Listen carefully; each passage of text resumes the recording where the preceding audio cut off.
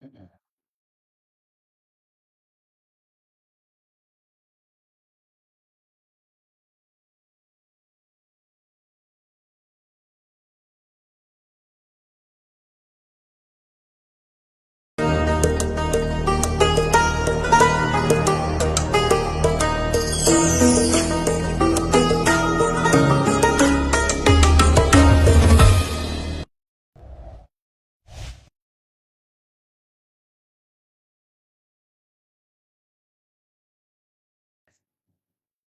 Bismillahirrahmanirrahim. Assalamualaikum warahmatullahi wabarakatuh.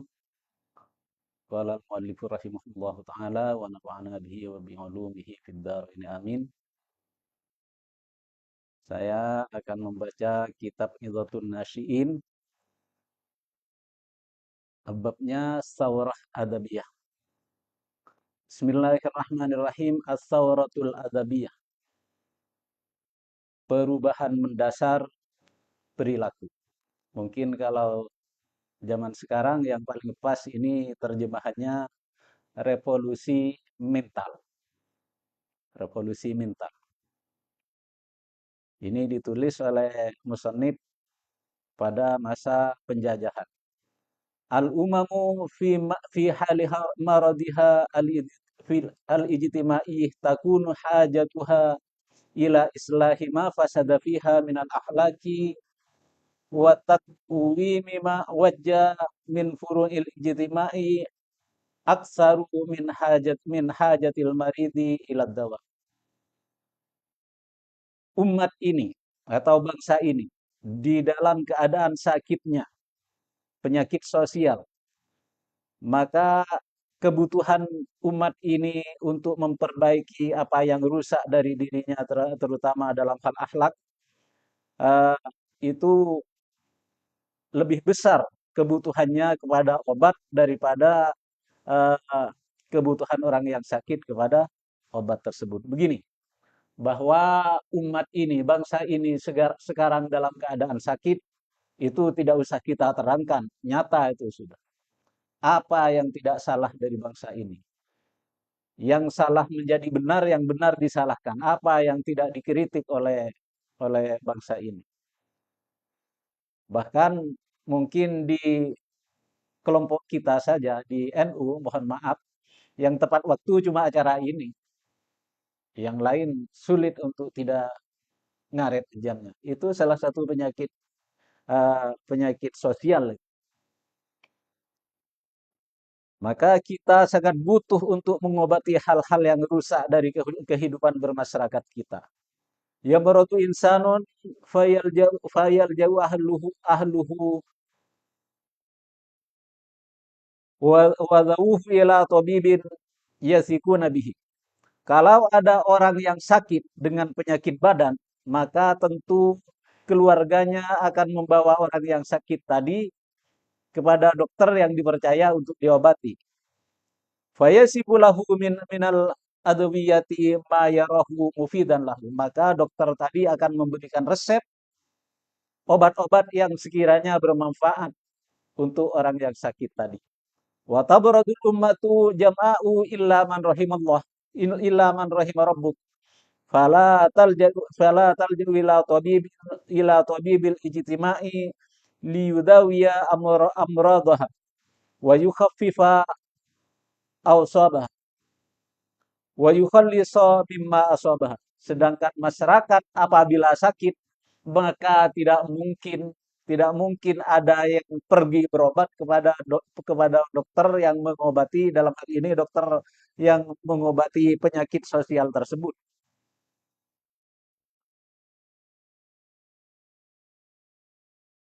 Jadi beda kalau perorangan yang sakit kena penyakit badan, maka tentu akan kompak semuanya untuk mengobati ke dokter. Sedangkan penyakit sosial tidak ada yang berusaha untuk memperbaiki. Zaman sekarang terutama, kalau ada orang yang mau memperbaiki penyakit masyarakat akan dimusuhi. Dan ini juga penyakit masyarakat juga. Bangsa ini sedang sakit, illa man rahima rabbuk, katanya Muhammad Nabi. Hanya sedikit, kecuali yang sedikit yang tidak kena penyakit itu. Itu pun harus apa? mengucilkan diri di tempat yang sepi, yang tidak nyambung dengan yang lain. Wadzalika nasyi'un min ahadi amrain. Imma jahluha bidaiha fatadhunnu wa hiya ala wasyakil mauti bima yabtuku fiha minad da'i annaha salimatun minal amrad. Hal demikian itu muncul dari dua hal. Jadi orang yang penyakit masyarakat itu cenderung tidak diobati karena muncul dari dua hal. Yang pertama, tidak mengerti bahwa dia sedang sakit. Tak rasa cek tepaan sakit. Jadi walaupun masyarakat sedang sakit seperti ini, mereka tidak merasa sakit. Ya karena tidak merasa sakit, kenapa mesti berobat kan seperti itu? Kenapa? Karena zaman sekarang ini rata-rata orang itu menganggap yang terbaik itu adalah dirinya sendiri. Orang salah kapi, abad TV sebenarnya. Coba bayangkan kalau kita semua kita lagi mengemudi sepeda motor atau mobilan, pasti rasa rasa paling sedeng. Mun bedo orang nyalep, wah mun keburu mata mangkat bari. Atau orang selaun kan Undek lah kalau mata anak merasa bahwa dirinya sendiri itu aja paling sedeng. Padahal bisa jadi kita berjalan itu justru oleh orang di belakang kita merasa kurang santa atau kurang mikir dan semacam. Atau oleh orang lain yang dianggap kita terlalu terburu-buru. Jadi sama sekali penyakit masyarakat kita, rata-rata tidak dirasa oleh kita semua. Karena tidak dirasa, maka ya tidak akan mencari obat. Ya sebenarnya penyakit badan ada juga yang seperti itu. Kita kena penyakit karena yang diobati rasa nyerinya saja tak rasa cek sakit, maka atau mati mendadak. Lah, khawatir juga masyarakat kita yang rusak seperti ini tetapi merasa yang paling baik. Maka eh, tak diobati dibudin laku pakai temu rosak.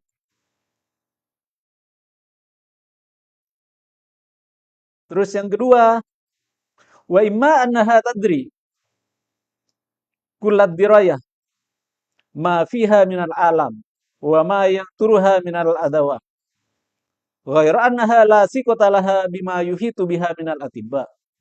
Aw annaha i'taraha ma manaha at-tafakkuru fi talabit tabib. Atau kemungkinan yang kedua, kita tidak mau berobat itu dari penyakit masyarakat kita. Kemungkinan yang kedua adalah merasa bahwa kita ini sedang sakit. Merasa, tahu semua. Tetapi justru kita tidak percaya, saya mau berobat kepada siapa. Terutama zaman-zaman fitnah seperti sekarang, banyak berseliweran di media massa bahwa kita sudah mulai meremehkan kiai-kiai kita, ulama-ulama kita tak ada. Gara-gara itu kita menjadi tidak mau untuk berobat. Jadi bedah saya tahu, keng tak mau mengobati diri. Kenapa? Karena tidak percaya pada yang lain. Ya dalam hal ini siapa yang salah? Ya semuanya, karena ini adalah masyarakat, sosial, ijtima. Tentunya bukan hanya santrinya, mungkin ada faktor ulamanya, faktor kiainya. Misalnya begini, zaman sekarang ini kadang kita kalau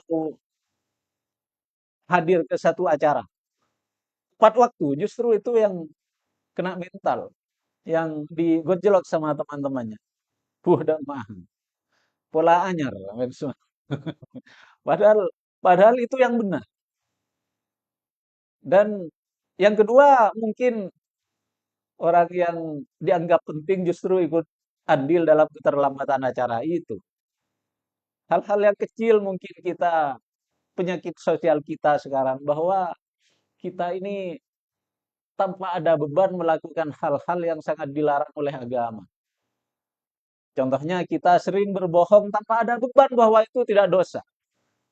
Misalnya kita janjian dengan teman kita, ditunggu pada jam yang ditentukan belum datang.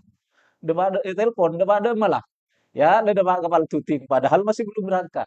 Itu kan tidak merasa bersalah. Padahal itu kan dosa besar ya, berbohong. Jadi penyakit kita itu betul-betul merata, betul-betul merata. Jangan anggap bahwa di dunia pesantren ini tidak ada penyakit sosial. Ada, ada. Ya dari yang kecil-kecil seperti itu. Kita apa dalam keadaan tidak terpaksa saja dengan tanpa ada beban kita berbohong, kesengajaan, kerja sekali dengan kata-kata lecek. Lah itu padahal pesantren itu termasuk rumah sakitnya sosial sebenarnya. Sakitnya sosial. Jadi dalam hal ini walaupun dibilang oleh musonib tidak ada yang mau berobat, ya ada sebagian. Kadang terpaksa berobatnya. Teman-teman yang mondok di pesantren ini dalam hal ini nomor satu sedang menempa diri, nomor dua mengobati penyakit masyarakat. Jadi kesimpulannya, kenapa penyakit masyarakat ini kok tidak diobati? Nomor satu, kebanyakan masyarakat itu tidak merasa sakit. Merasa ini normal-normal saja. Coba bayangkan. Ada survei bahwa orang Indonesia ini termasuk salah satu negara yang paling tidak bahagia di dunia. Katanya yang paling bahagia itu orang Finlandia. Indonesia ini nomor sekian dari bawah yang paling tidak bahagia. Tapi kita kan nggak percaya. Masa kita nggak bahagia? Seperti itu. Seperti itu. Jadi kita sudah kadung biasa tidak mempercayai hal-hal yang seperti itu. Ya. Eh, wa wa tursilul ummatu kasiran min abnaiha ila madarisit tibbi liyatubbu ba'da ta'allumihim ajasamahu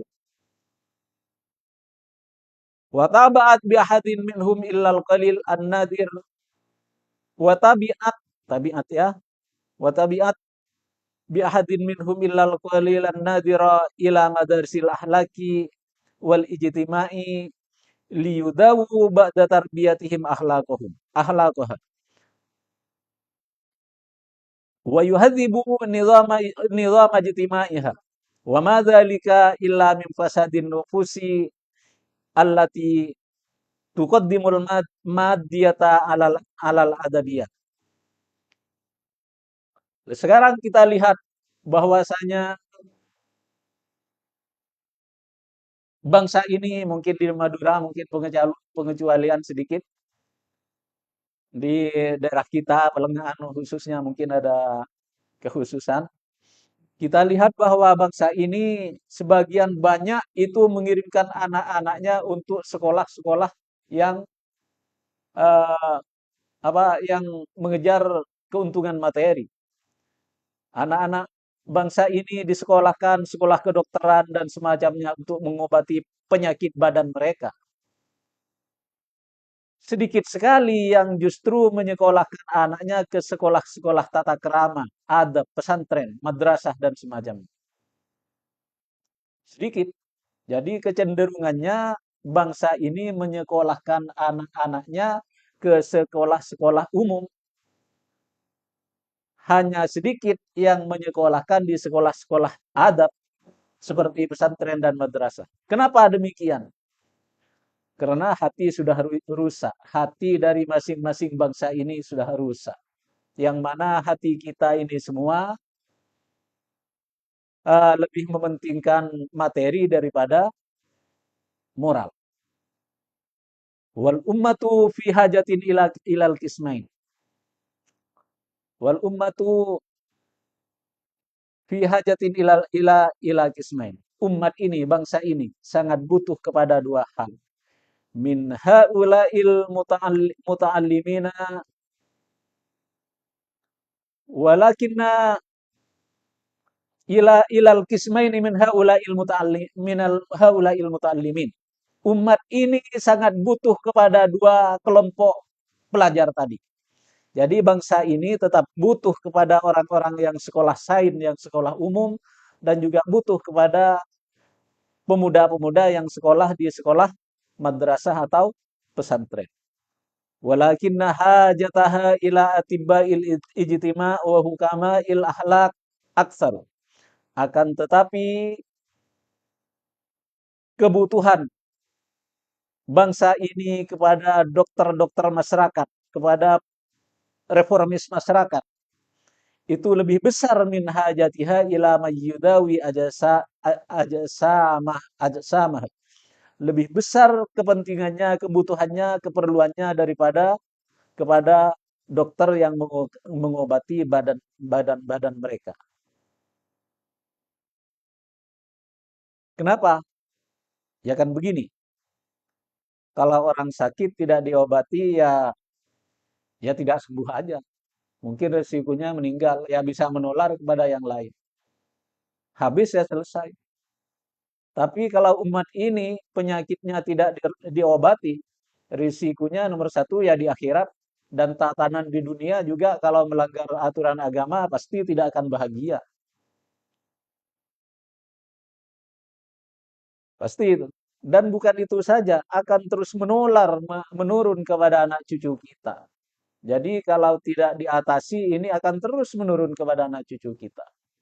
Sebenarnya di dalam bangsa ini ada juga ide-ide misalnya potong satu generasi misalnya. Itu mungkin ide gila tetapi itu hal yang harus dilakukan apabila itu sudah tidak ada cara lain. Jadi misalnya ada apa? Sistem pendidikan kita yang rusak misalnya, yang tidak lepas dari korupsi dan semacamnya. Ini mungkin dari pusingnya pemikir-pemikir kita sampai ada ide untuk potong satu generasi, hilangkan semua yang ada sekarang, buat baru. Pejabat-pejabat yang ada sekarang dipecat semua, diganti yang baru semua. Tapi itu sulit. Itu mungkin idenya orang yang hampir putus asa.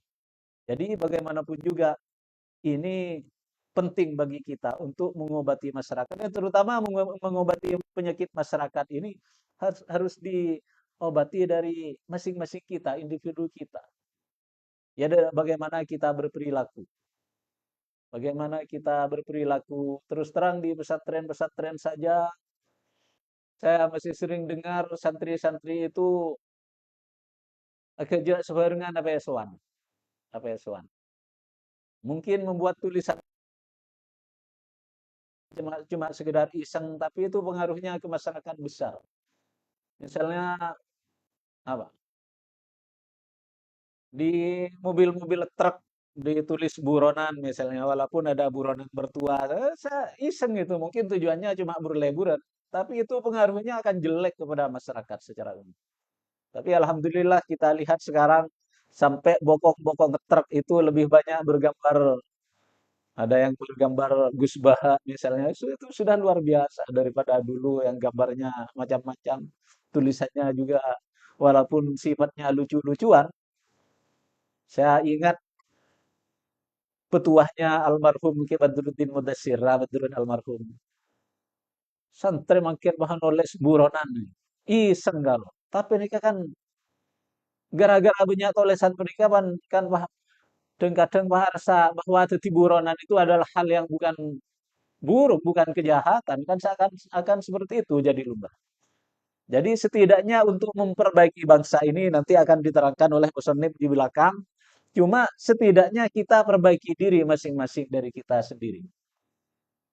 Jadi dari berperilaku, dari berkata-kata kita lebih santun, kita menjaga agar kata-kata itu sebisa mungkin jujur dan semacamnya. Kalau kita tidak meniru Nabi, ya kita mau meniru siapa? Umat lagadung rosak, tinggal cek mengikuti Nabi, ya cek Nabi. Ya cek meniru sahabat, ya cek sahabat. Kenapa? Mereka belum apa-apa sudah merasa tidak akan mampu mengikuti perilaku beliau-beliau. Ya.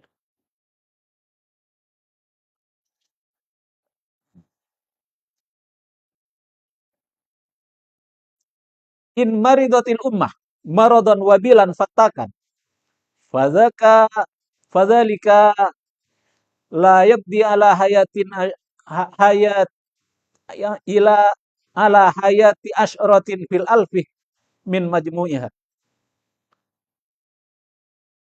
Summa yakunu ad-da'u dawaan wa in maridat maradan ijtimaiyan qada maraduha ala tis'atin wa tis'ina fil mi'ah. Wa antum tarawna ma'syaran nasiin annal qada'a ala hayatil afrad ashalu minal qada'i min hayatil majmu'. Artinya begini, apabila kita masing-masing kena penyakit badan,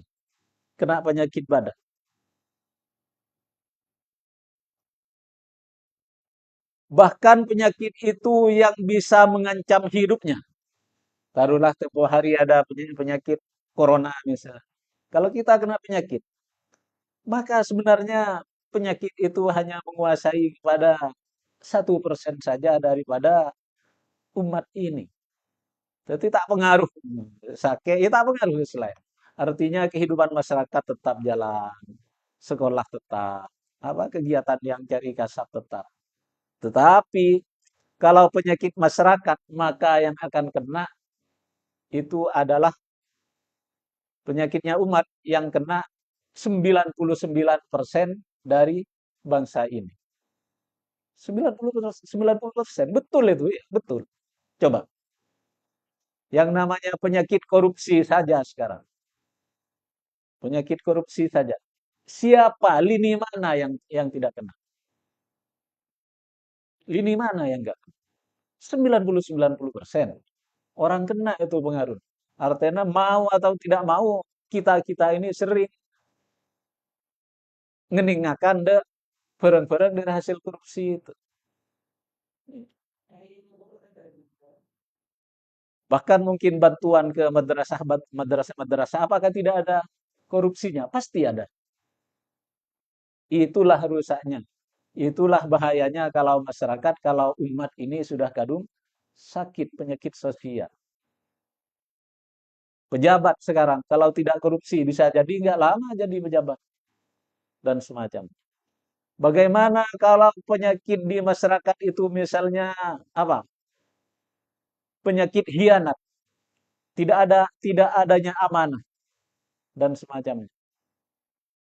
Maka orang yang mencari apa? Yang sedang mencari kasab, yang sedang iktisab saja terpengaruh.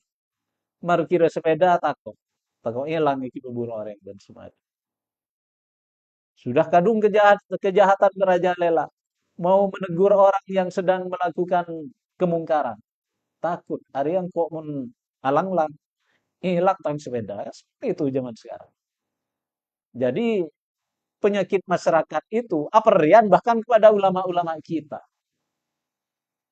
Dampaknya sampai ke ulama-ulama kita. Sedangkan penyakit badan itu ya yang sakit itu cuma.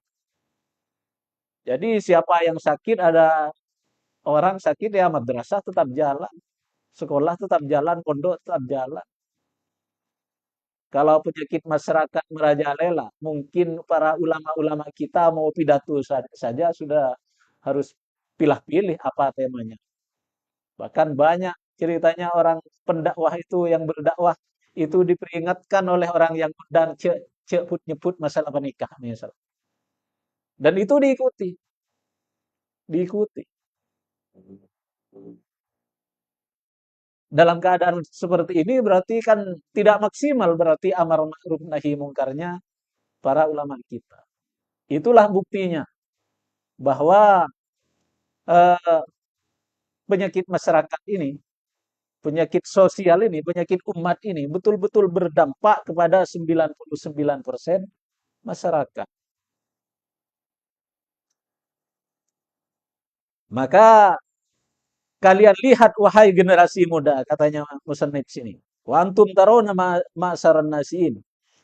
Bahwa sesungguhnya menangani kehidupan perorangan pribadi itu jauh lebih mudah daripada menangani penyakit masyarakat, kehidupan masyarakat. Ini perlu kita sadari bahwa kadang-kadang kita suudzon kepada ulama-ulama kita bahwa kiai itu enak misalnya. Padahal jauh jauh dari kata-kata itu. Kenapa? Karena ini menangani satu orang itu jauh lebih mudah daripada menangani masyarakat. Coba bayangkan kiai-kiai kita. Apakah cuma memikirkan yang ada di pesantrennya? Enggak, di tetangganya, di masyarakatnya, dan secara umum itu dipikirkan. Dan itu berat, berat.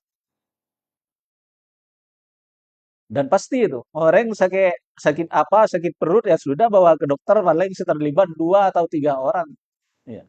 Tapi kalau penyakit di masyarakat, ya polisinya, ya ulamanya, tokoh masyarakatnya harus terlibat semua, itu pun belum tentu berhasil karena berat. Dan kadang kita-kita juga cari aman, merasa bahwa sadar bahwa kita ini punya kewajiban untuk amar ma'ruf nahi mungkar, tapi abali kesikil mun amar ma'ruf deki sepeda na ilang atau beroma na kerujuk ya cari aman. Maka sedikit yang diperintahkan itu dan sedikit juga yang akan dilarang. Ya penyakit yang ada di masyarakat kita ini yang paling dekat ya terutama ya penyakit narkoba sebenarnya. Penyakit narkoba dan ya korupsi itu juga merajalela. Wabak tuh. Terus setelah itu fala yumkinu sya'ban minasyu'ubi ayyadhadha illa idza kana baina dhahranaihi mayyudawi ahlaqahu wa yadfa'uhu ila tarakki wa yahiju minhu atifatat tanabbuh wa yusiru fihi kaminal ma'ali. Seterusnya maka tidak mungkin bangsa ini akan maju. Tidak mungkin, sekali lagi tidak mungkin bangsa ini akan maju kecuali apabila muncul di antara mereka orang yang mengobati akhlak-akhlak mereka. Tidak mungkin kita bisa maju kecuali ada yang mau berani mengorbankan diri untuk memperbaiki akhlak bangsa ini. Revolusi mental. Yang betul-betul revolusi mental yang ada tempo hari kan omon-omon revolusi mental nggak ada apa-apanya, nggak jelas. Iya. Perlu diingat bahwa merevolusi ini, revolusi mental terutama adalah hal yang tidak populis. Jadi orang yang melakukan hal-hal seperti ini tentu tidak populis, tak populer di masyarakat, tak alam di masyarakat. Kalau ada di antara kita yang anti korupsi, iya tak alam di masyarakat.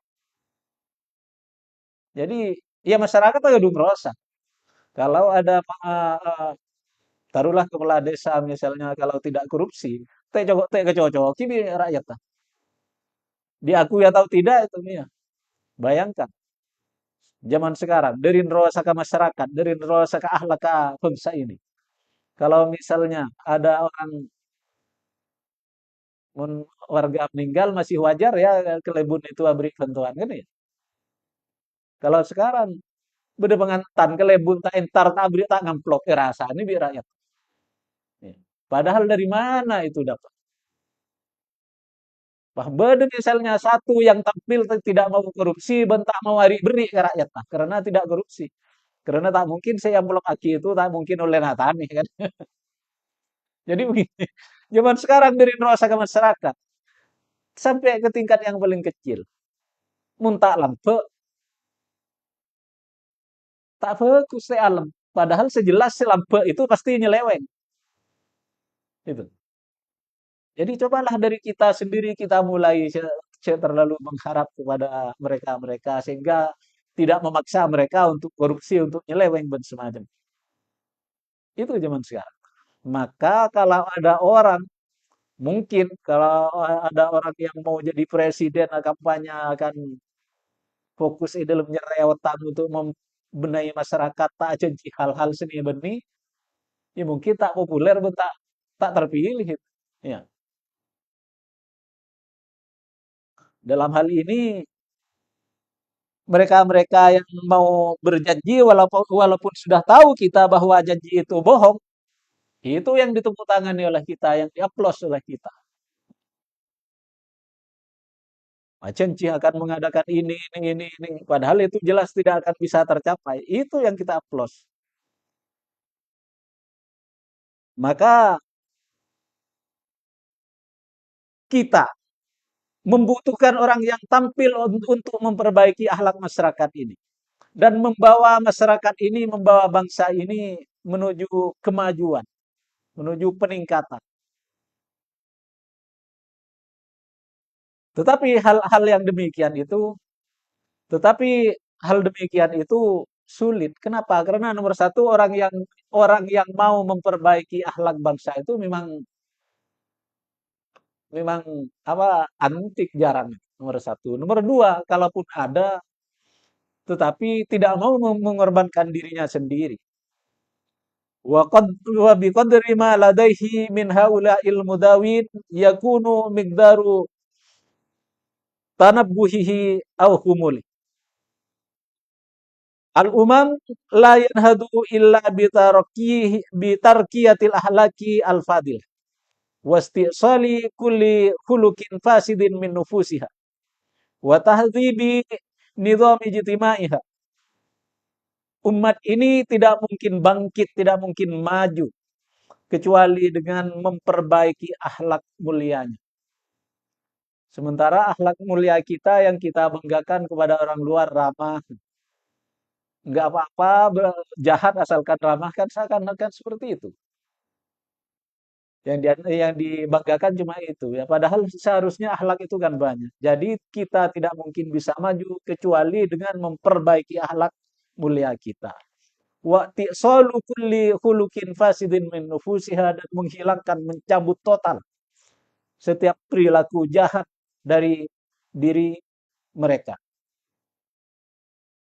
Ingat, itu lebih mudahnya kalau dimulai dari pribadi-pribadi kita masing-masing.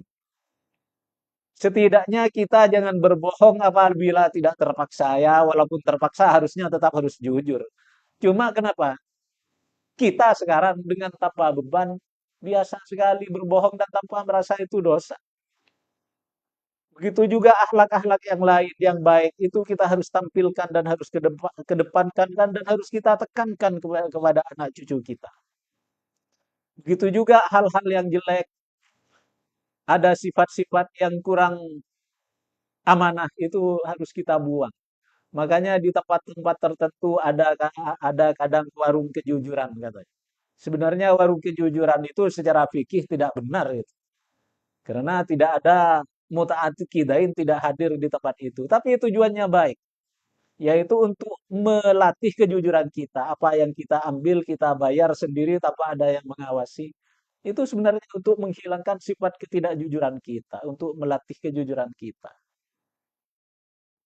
Nah, kita hilangkan sedikit demi sedikit cara-cara perasaan untuk mendahulukan diri kita daripada masyarakat banyak dan semacamnya. Wa mata tamma lahadzalik hana 'alaiha kullu syai'in ba'da.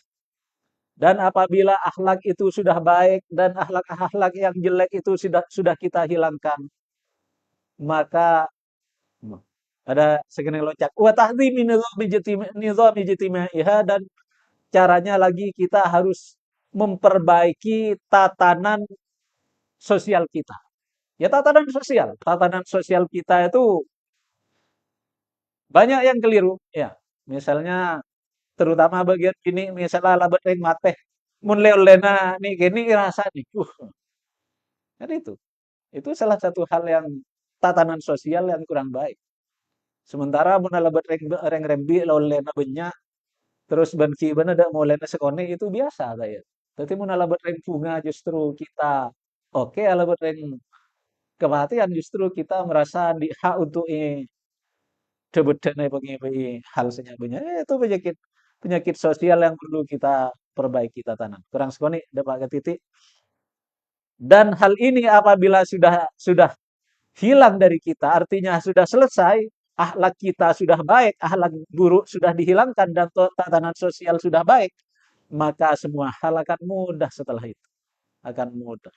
Dan apa tatanan sosial yang kadung buruk itu sebenarnya menambah biaya dalam setiap hal.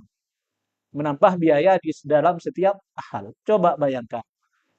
Kenapa kita kalau ngeredit sepeda itu kok mahal? Karena banyak orang ngeredit tujuannya untuk hilang aki tak belajar. Maka ada asuransi yang mahal. Kenapa tiket nonton sepak bola misalnya kok mahal? Karena kau tuh pagari, kau tuh banyak polisi. Nah, sementara di luar negeri nggak usah pagar, nggak usah polisi. Jadi murah dan semacamnya. Itulah pentingnya memperbaiki sosial. Maka kita akan mudah semuanya seperti kata kata giri anti matiha seperti merubah undang-undang yang berlaku di masyarakat. Baik undang-undang Asia, baik undang-undang politik, ekonomi maupun kemasyarakatan. Cukup. Demikian kurang lebihnya mohon maaf. Apabila benar semoga menjadi amal jariah bagi kita dan menjadi ilmu yang manfaat, dan apabila ada salahnya semoga segera dihapuskan oleh Allah dari memori kita. Sementara tuli kelepah dan sementara seorah. Demikian kurang lebihnya mohon maaf. Assalamualaikum warahmatullahi wabarakatuh.